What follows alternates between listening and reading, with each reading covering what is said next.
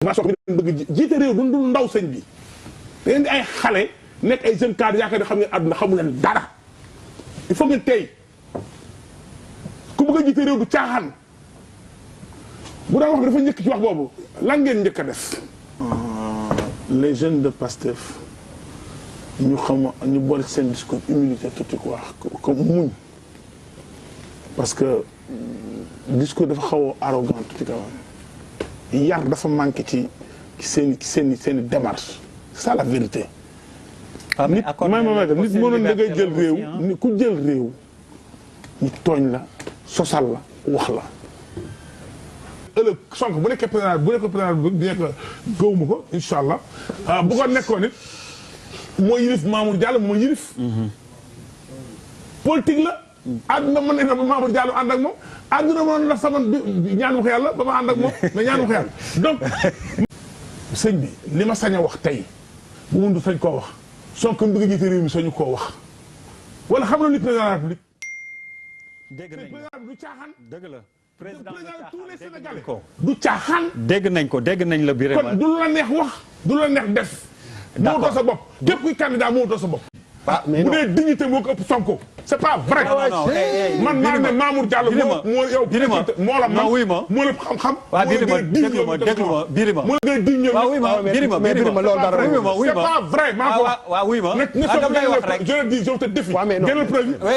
ndeysaan gis nga àdduna boo gëmee ni yàlla moom mooy dogal rek di nga noppal quoi gis nga mën ngaa gis ni di ko xeeb di ko sous-estimer tout ça alors que xamoo lan la ko yàlla réserver tey mu ngi nii ay at ci ginnaaw ñu ko doon sous-estimer naan ko ay xale nga ay nangam nga tey jii mu ngi nii macha allah moom mooy dégg son excellence moom mooy chef suprême des armées macha allah jiite ñëpp képp ku nekk Sénégal mënul jiite donc il va falloir que des fois ñu accepter nit ki leen li te buñ gis ni te di ko xeeb di ko sous-estimer si peu importe nu mu mënti mel des fois mu nga nekk noonu sax di jàng moom classe nga gis mu nekk ñu naan ko nilaar c'est-à-dire du am ay moyens mais xamoo kooku lan la ko yàlla réserver bu jàpp ni rek mën nga rek ba tax na kooku doo ko jox cër doo ko jox respect te jii mën ngaa dàq jàng képp kuy dàq jàng nga dem doo am li koy amul c'est ça quoi donc affaire yi mu ngi noonu di profiter di wax que ni macha allah yàlla na ko yàlla defal jàmm ak salaam incha allah rabbi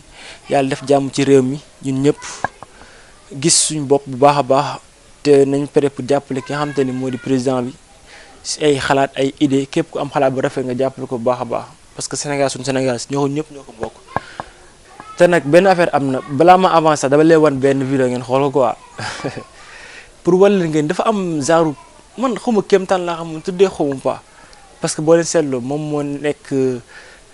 moom moo remplacé 4e président parce que liwu 4 bi dama gis mu ñëw lu bëree bëri en plus su ma jum ñu ngi si 64e indépendance en même temps tamit moom mu ngi toogee si nguur gi 44 ans ba tey ñu nekk si année 2024 élection yi nekkoon le 24 comme ça 4-4 bi xam naa dama koy bàyyi ak borom xam-xam yi macha allah ñu décortiquer loolu noonu parce que affaire yéem na te nag je veux dire une chose xamal leen vidéo bi ngeen xool ko parce que c'est important quoi.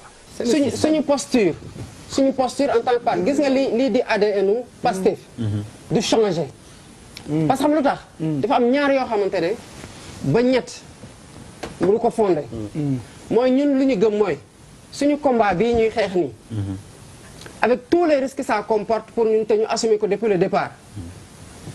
amuñu ci obligation de résultat c'est-à-dire nekkuñ ñoo xamante ne wax ne léegi nguur mi te même bu ñu amoon nguur finalité bi mooy naka la ñuy transformer qualité de vie sénégalais loolu benn la deuxième chose mooy on n'est pas pressé man mii di wax ak yow j'ai 38 ans donc am naa encore 40 à 44 ans pour des mandats de 5 ans am nga 4-5 mandats à faire macha allah loolu nag laa bëggoon a préciser quoi bu ñu tudd naan 44 ans xamoon sax mu ngi ko doon wax rek simplement nii mais xamoon ni su amee 44 ans c'est la nekkee président du Sénégal donc kon gars yi affaire bu ngi noonu di leen jaajëfal bu baax a baax di kontaan si ni ngeen ñuy toppee macha allah et di leen remercier baax a baax si abonné ngeen abonné di ñu soutenir jot na nag ñu atteindre nag 50 000 abonnés yi gars yi ñu ngi leen jaajëfal bu baax a baax merci beaucoup les amis.